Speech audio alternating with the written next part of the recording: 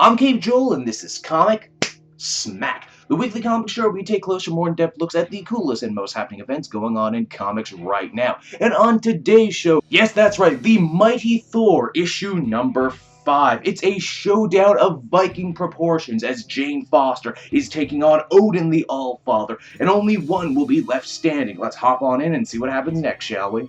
So, as the comic opens, Thor is delivering a massive beatdown to Odin One-Eyed. Jane thinks to herself that back on Earth she's a 90-pound cancer patient condemned to death, but here in space with the power of Mjolnir, she can do battle with the literal king of the gods. Odin is of course as powerful as he is stubborn, and he refuses to give an inch. Especially not to, as he puts it, an imposter woman Thor. He even goes as far as to curse ever forging that hammer when the battle starts to turn against him. It is pretty interesting to note that Jane is able to access different abilities within the hammer that old Thor never did. That's never been quite explained yet. I hope they do at some point. Back on Asgard, it's full-blown civil war. The Warriors 3 and all the other major characters that we know, of course, back the Queen. Even Loki backs the Queen, shockingly. He may have turned against Asgard, but he could never turn against his mother. They do battle with the king's brother, Kull the Serpent, and his new Thunder Guard, who refuse to give an inch. And by God, is it some epic sword and sorcery stuff as the two armies smash into each other. This panel is absolutely amazing.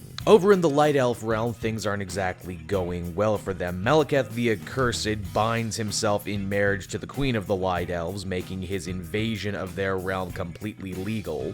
The Dark Council celebrates their newest victory and asks the question, where should they possibly invade next? Maybe Asgard, maybe even Earth. Just when it looks like the Queen loyalists have the Thunder Guards on the rope, Loki does something very unexpected. He stabs his mother in the back with a poison dagger. She doesn't die, but she falls ill and near death right away. Yeah, it looks like just when you thought you knew what Loki was doing and where his allegiances lie, well, he completely screws with your expectations. On his way out, however, he's confronted by Kull the Serpent. In exchange for not decapitating him, Kull demands that Loki carry a message back to his father, the Ice Giant, and the rest of the Dark Council, saying that if they should ever hope to invade Asgard, he would stop them at every turn. Wait, so Kull actually does care about the fate of Asgard? Wow, the moral ambiguity going on in this issue is off the charts, I tell ya. Feeling his wife's near-death event radiate throughout the universe, Odin calls off his fight with Thor and returns to Asgard to retrieve her body. Yeah, it seems even through their constant bickering, their warring back and forth, Odin ultimately did love his queen, and he seals himself away with her lifeless body in an attempt to try and save her using his magic. This event basically means the civil war in Asgard is over, but there's no clear winner. The Council of Worlds is put back into effect, which means Jane and her friends might actually have a chance now to stop Malekith from invading other realms.